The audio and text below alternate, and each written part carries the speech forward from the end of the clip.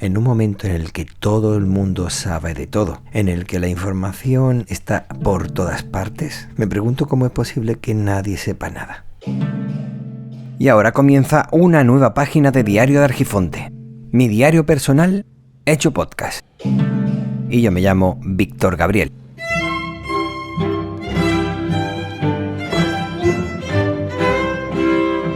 Pero antes de nada quería recomendarte un podcast comunitario nacido de la solidaridad con el desastre producido por la Dana en Valencia.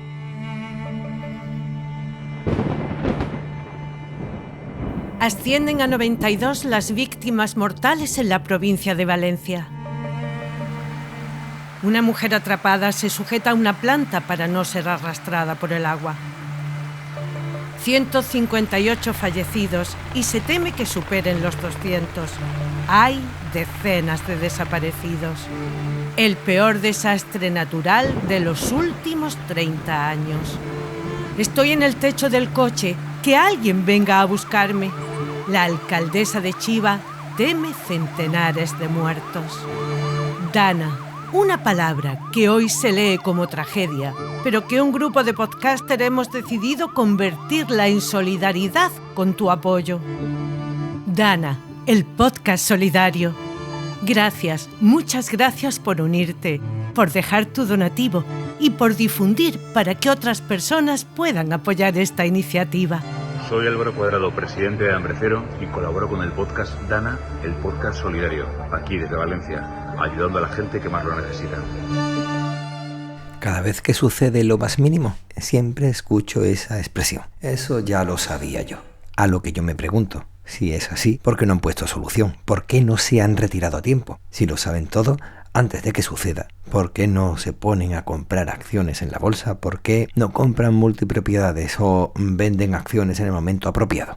Es cierto que la mayoría de las acciones humanas son predecibles y, sobre todo, las personas solemos contar todo por acción u omisión, pero no mucha gente presta atención a ese lenguaje y se molestan porque no son escuchadas, aunque actúan del mismo modo con los demás. Yo trato de escuchar y prestar mucha atención al lenguaje corporal, igual que al verbal, y puedo hacerme una idea de lo que dicen. En ocasiones hablan a medias, otras veces hablan entre líneas y otras veces sencillamente te lo cuentan absolutamente todo, aunque luego no recuerdan haberlo hecho. Y una cosa está clara. Entran en un comportamiento automático en el que no prestan atención al interlocutor y hasta lanzan preguntas al aire en el que no desean la respuesta.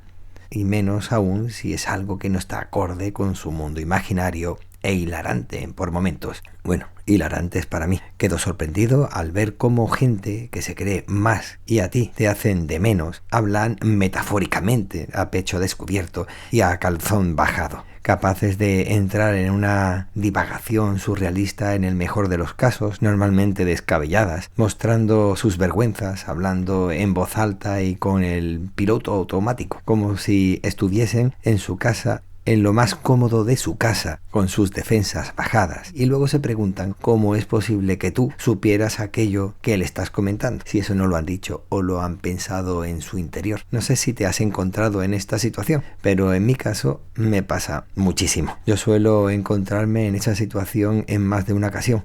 No me gusta aprovecharme de esa situación y suelo guardar silencio.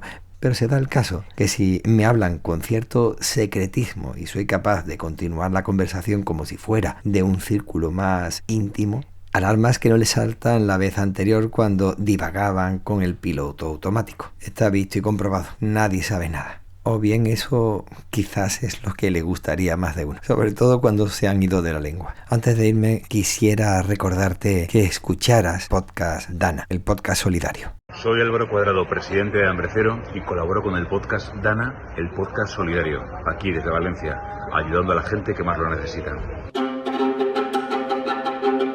Y hasta aquí ha llegado el episodio de hoy. Muchas gracias por tu tiempo. Si te apetece puedes reseñarlo, comentarlo y valorarlo en Apple Podcasts, Spotify, YouTube o iVoox. Para no perderte ninguna publicación puedes suscribirte en cualquier plataforma. Las vías de contacto están en la literatura del episodio del podcast. Como por ejemplo te puedes pasar por Argifonte Podcast en Signal, WhatsApp o Telegram. Cuídate para poder cuidar a los demás. Y recuerda que el tiempo corre, vuela.